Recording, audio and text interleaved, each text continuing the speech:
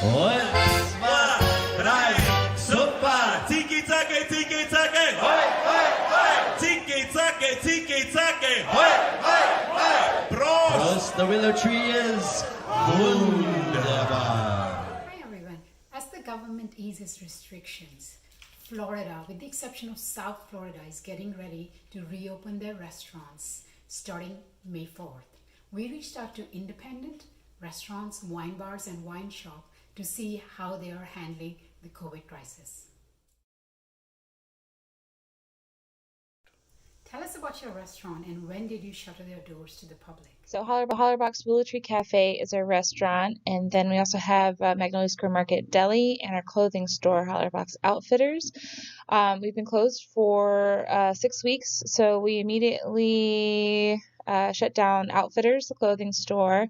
The deli remained open, but with social distancing and allowing max capacity of people inside the building at a time.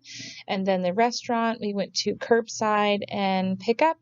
And so we've got skeleton staff there and just serving deliveries and to-goes from the restaurant at a reduced menu. Tell us how you had to adapt in your day-to-day affairs during this lockdown. It's been tough. I would say personally, it's been difficult. My husband works from home now, so I feel like we have no escape from each other, and we're getting a little antsy. But at work, every day is like a new normal. 6 weeks ago, we thought it was so weird and odd, and now, this far into it, it almost seems normal. But we've just been making the best of it and trying to keep spirits up, focus on sanitation and safety and screening staff and being safe and wearing masks for frontline employees and just taking information as it comes and trying to make the best of it and keep people safe while still keeping people employed. According to National Restaurant Association, 8 million people in the industry have been laid off or furloughed. Do you think with the federal stimulus package we get once a week combined with unemployment benefits, is your staff better off not working? So some of we had 100 staff members just about before all this happened, pre-pandemic. We furloughed or laid off 54 people, and in some cases, it was better for some part-time staff to be able to take unemployment, assuming that they would get it. And then we did a reduction in pay for salary people by 25% so that we could keep as many of them as possible. We kept way more people than we needed because we didn't want to terminate anybody that was full-time with health insurance, so they didn't lose their benefits and could keep working. So like I said, we did have the luxury of the deli being kind of unaffected. So we did transfer some staff over there and laid off part-time people. So there were cases where it was more beneficial to be laid off than it was to reduce their hours even further. So we tried to make the best decisions we could that benefited the employees in the restaurant. What has been your biggest challenge throughout this outbreak? Our biggest challenge since the outbreak, cash flow. That's the hardest part is overhead doesn't go away and all that stuff stays the same, and we had absolutely no money. We were also in the middle of an expansion project, so that's been difficult to maintain those expenses as well as the overhead of the restaurant with like 10% of what our original cash flow was.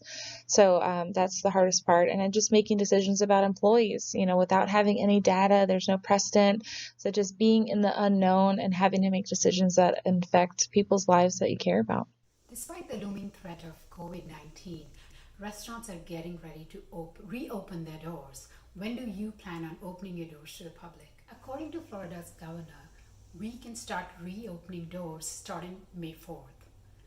Provided we follow strict protocols like 25% indoor seating and maintaining social distancing 6 feet in your patio.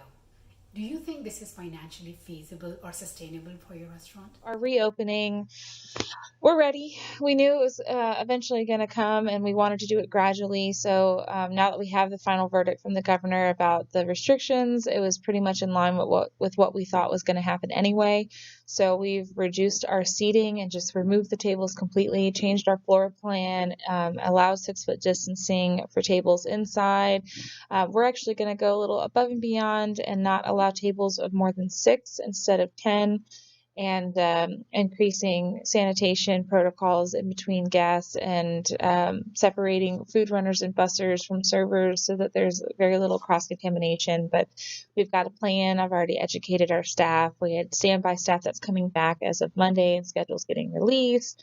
So we've got good plans moving forward, and I think just we have to make the public feel safe and comfortable and keep each other safe, but also start providing Gemütlichkeit again and making sure that we have income so that we can be sustainable and take care of each other.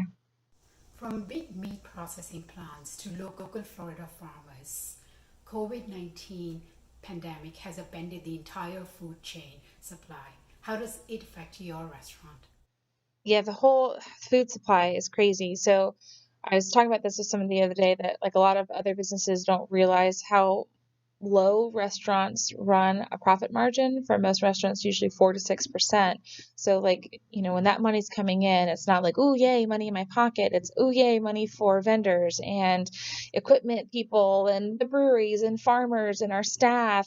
Like there's so much of that money that goes back out to supporting this giant ecosystem that is the hospitality industry, and everybody's affected.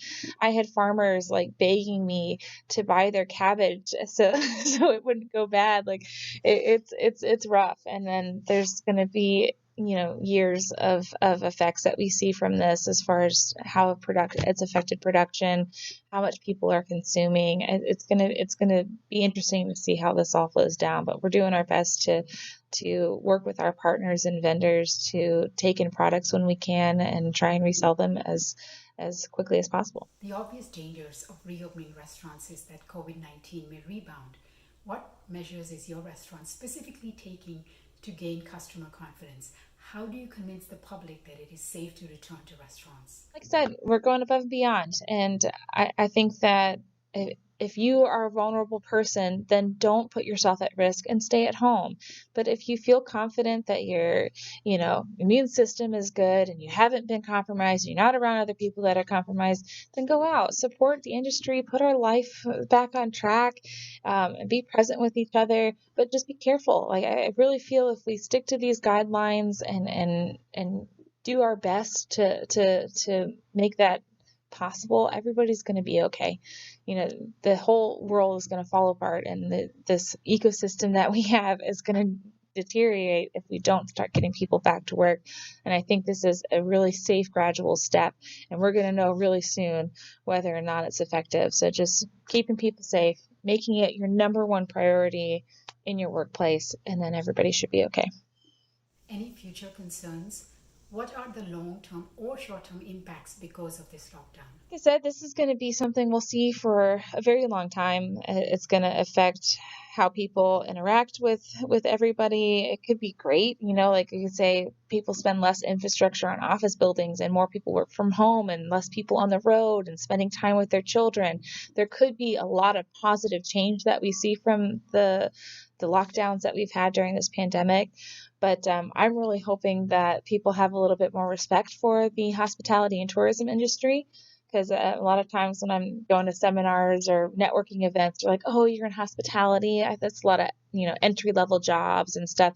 And I don't feel like people should feel that way. Service industry is difficult. It's challenging. You have to be physically fit. You have to be mentally at your game. And it's a career and it's a challenge. So I don't like when people think of it as just a hospitality job or just the service industry. And now, in our culture, when we don't have tourism and we don't have places to go, and we don't have hospitality, what is your life like? People really miss this part of their life and also seeing those effects on the economy. So I'm hoping that we get a little bit more value as an industry, because we really are important to making the world work and making people happy. Any message to the public lastly? like I said, keep yourself safe, do what is best for you. And when you're out there, don't put other people at risk, but do your best to support the economy, keep yourself safe, and get us all back on track. We can do it if we follow these restrictions and start gradually getting back to where we need to be.